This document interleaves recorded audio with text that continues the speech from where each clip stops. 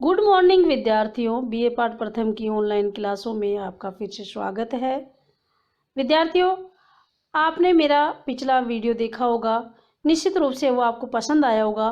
विद्यार्थियों, पिछले वीडियो में हमने भारतीय राजनीतिक विचारक, जो हमारा सेकंड पेपर है बीए पार्ट फर्स्ट का, राजनीति विज्ञान विषय का, उसके बाद उसमें मनु के विषय में अध्ययन प्रारंभ किया था, और जिसमें मैंने आपको मनु के जीवन परिचय और उनकी जो रचना है मनुस्मृति, उसके बारे में आपको बताया था।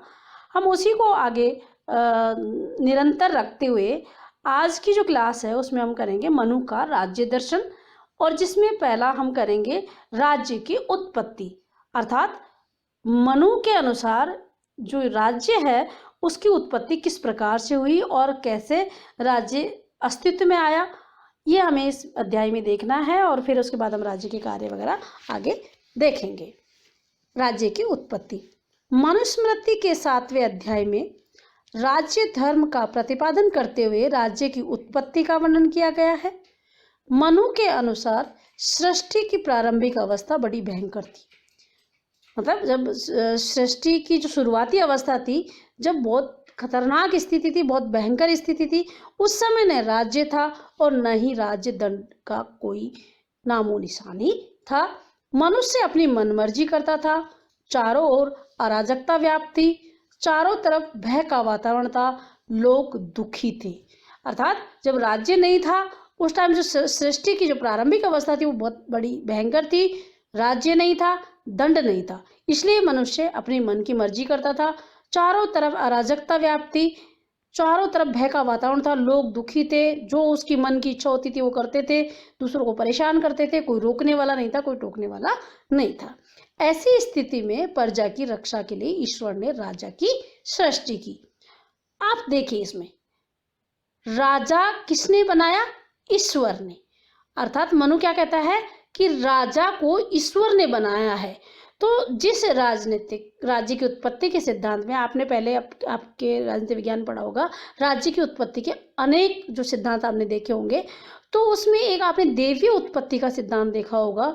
तो मनु के इस सेंटेंस से, इस वाक्य से ये समझ में आ रहा है कि राजा को भगवान ने बनाया है, अर्थात राज्य के देवी उत्पत्ति के सिद्धांत की मनु हमारे यहाँ पास यहाँ बात कर रहा है। तो ऐसी जो स्थिति थी, भयानक स्थिति थी, उससे रक्षा करने के लिए प्रजा की ईश्वर ने राजा की सृष्टि करता, उसका निर्माण किया। मनु के अनुसार इस संसार में राज्य के न होने पर बलवानों के डर से प्रजा में व्याप्त असुरक्षा के कारण संपूर्ण संसार की रक्षा के लिए ईश्वर ने राजा की उत्पत्ति की।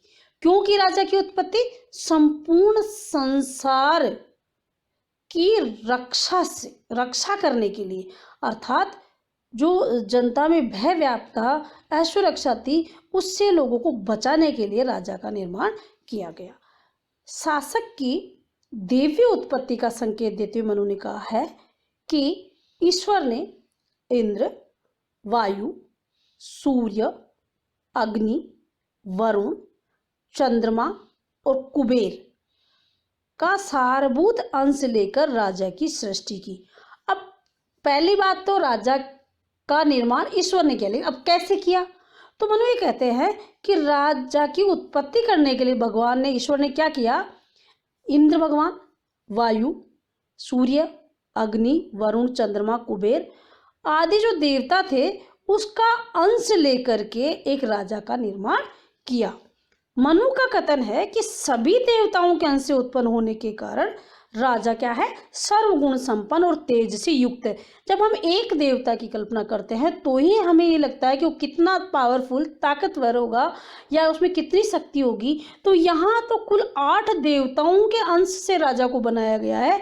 इसलिए मनु ये कहता है कि विभिन्न देवताओं के अंश से उत्पन्न होने के कारण उस राजा में उन सभी देवताओं के गुण समाहित है, इसलिए वो राजा सर्वगुण संपन्न है और शक्तिशाली है, तेज से युक्त है। मनु ने राजा की आलोचना का अधिकार जनता को नहीं दिया। अब आगे आता है कि राजा बना दिया, पर राजा की आलोचना जनता नहीं कर सकती।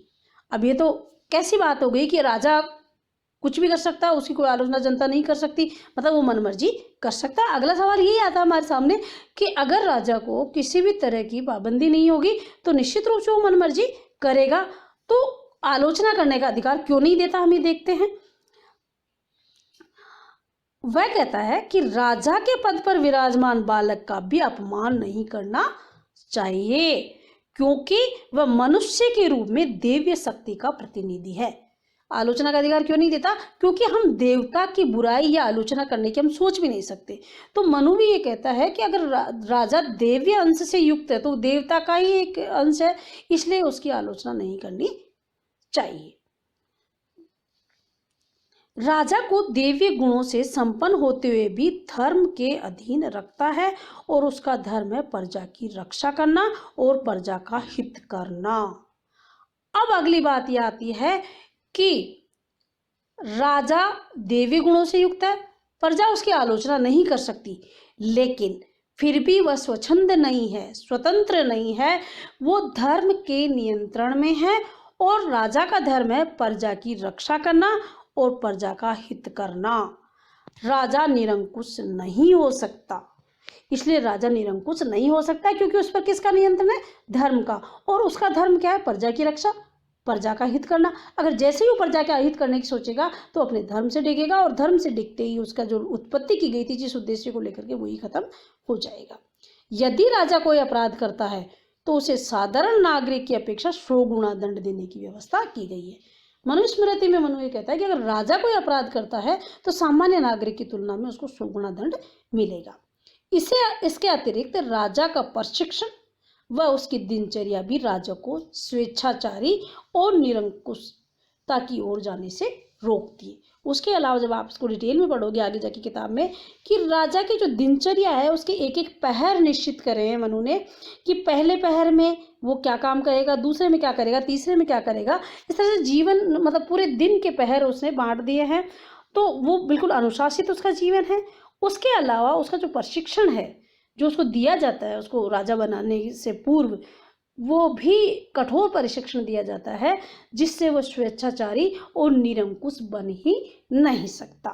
तो इस तरह से विद्यार्थियों हमने देखा कि राज्य की उत्पत्ति के संबंध में मनु कितना विस्तृत विचार देता है और देवी उत्पत्ति का संकेत देते हुए वो ये बताता है कि किस तरह से राज्य की उत्पत्ति संसार में हुई।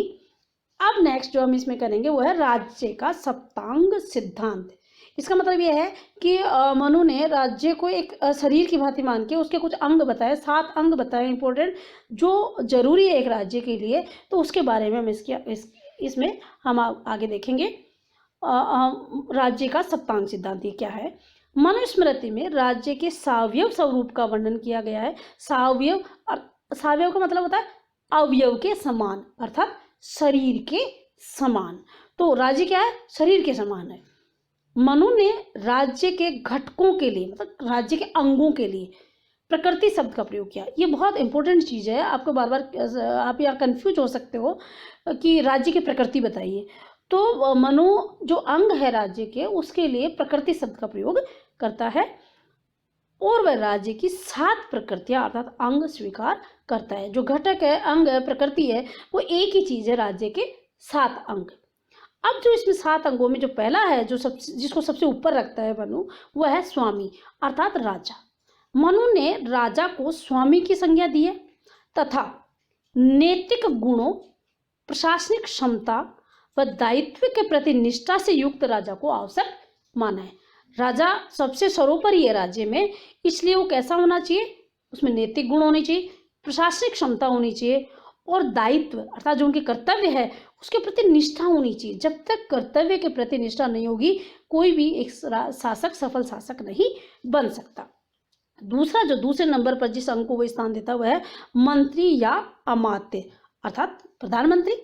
राजा की सहायता के लिए मनु ने कुशल मंत्रियों का होना आवश्यक माना है। तो अमात्य प्रधानमंत्री है, लेकिन और भी मंत्री मनु मानता है कि राजा कोई भी कार्य करे वो मंत्रियों की मदद से करे। तो दूसरे स्थान पर आता है मंत्री या अमात्य। तीसरे स्थान पर आता है पुर या दुर्ग। दुर्ग होता है किला, अर्थात दुर्ग से तात्पर्य राज्य की ऐसी राजधानी जो भांति भांति से सुरक्षित हो, अर्थात किले के भीतर बसा हुआ एक शहर, राजधानी जो पूरी तरह से सुरक्षित हो। दुर्ग की मनु ने कई श्रेणियां बताई है, जैसे धनवन दुर्ग, मही दुर्ग, जल दुर्ग, वृक्ष दुर्ग, गिरि दुर्ग। अब आपको लगेगा कि धनवन दुर्ग क्या है? ये रेगिस्तान के बीच में बना हुआ दुर्ग है। मही दुर्ग जो मिट्टी का बना हुआ दुर्ग है। जल दुर्ग जो चारों तरफ से पानी से घिरा हुआ दुर्ग है। वृक्ष दुर्ग जो जिसके चारों तरफ बड़े बड़े पेड़ हो, और गिरि दुर्ग जो पहाड़ पे बना हुआ दुर्ग हो। तो इस तरह से अलग अलग श्रेणियां भी उन्होंने बताई है। फिर है राज्य। अब राज्य के रूप में उसका अंग भी राज्य, तो ये एक कंफ्यूज करने वाली, मतलब एक अपने को मतलब क्या कहेंगे, कंफ्यूज करने वाली स्थिति है कि हम सोचेंगे कि राज्य का अंग राज्य, तो इसके बारे में क्या है ये राज्य, वो देखना हमको। मनु ने राज्य शब्द का प्रयोग जनपद या राजधानी के रूप में किया है, अर्थात राज्य के अधीन आने वाली भूमि और उसमें निवास करने वाली जनता, पूरा राज्य क्षेत्र और उसके अंदर रहने वाली जनता को राज्य के अंतर्गत इसने शामिल किया है। राज्य का तात्पर्य है कि जितना उसका क्षेत्रफल है राज्य का, वो और उसमें रहने वाली जनता इस अंग में शामिल होगी। अगला जो 5वां अंग है वह है कोष।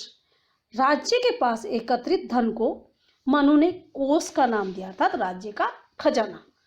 राजा के पास समुचित मात्रा में कोष होना आवश्यक माना है। राज्य का संचालन या यूं कहें एक घर का संचालन भी हम बिना पैसे के नहीं कर सकते। कोष के बिना कुछ भी किया जाना संभव नहीं है।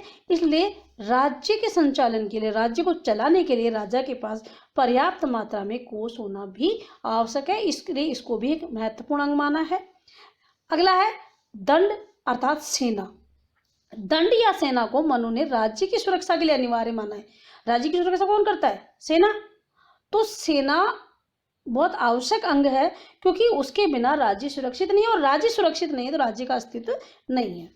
मनु ने सेना के अंतर्गत हस्ती सेना, रथ सेना, अश्व सेना, जल सेना और पदाति सेना का उल्लेख किया है। वह सेना को सुदृढ़ बनाकर रखने के लिए कहा है। मतलब सेना के भी अलग अलग अंग बताए हैं। हस्ती सेना अर्थात हाथियों की सेना, रथ सेना जो रथ हुआ करते थे उस टाइम, अश्व सेना तब घोड़ों की सेना, जल सेना जो पानी में जो पानी के जहाज या नाव में सेना रहती थी, और पदाति सेना अर्थात पैदल सैनिक। न केवल सेना की बात करिए बल्कि सेना कैसी होनी चाहिए? सुदृढ़ होनी चाहिए। और जो 7वां अंग है वह है मित्र। मनु ने मित्र को राज्य के आवश्यक अंग के रूप में स्वीकार किया है। मनु ने मित्र को राज्य की 7 प्रकृतियों में स्थान देकर राज्य द्वारा शांति की नीति अपनाए जाने की आवश्यकता को स्पष्ट किया है। विद्यार्थियों, आपको पता है कि जीवन में अगर मित्र नहीं हो तो निश्चित रूप से एक व्यक्ति का जीवन भी सही तरीके से नहीं चल सकता। उसी प्रकार मनु ये कहता है कि राज्य के मित्र होने चाहिए, अर्थात वो राज्य सबसे ज्यादा सुरक्षित है जिसके ज्यादा से ज्यादा मित्र हो और कम से कम शत्रु हो। इसलिए मित्र राज्य का एक आवश्यक अंग है, और मित्र को इसमें शामिल करने, मित्र को राज्य के 7 अंगों में शामिल करने का एकमात्र उद्देश्य यह है कि शांति बनी रहे और राज्य का अधिकाधिक विकास हो। तो विद्यार्थियों, इस तरह से हमने इस व्याख्यान में देखा कि राज्य की उत्पत्ति का क्या सिद्धांत बताते हैं मनु, और राज्य का जो सप्तांग सिद्धांत अर्थात राज्य के जो 7 अंग है या 7 प्रकृतियां हैं वो क्या क्या है। तो निश्चित रूप से ये आपके लिए बहुत उपयोगी व्याख्यान है। थैंक यू विद्यार्थियों।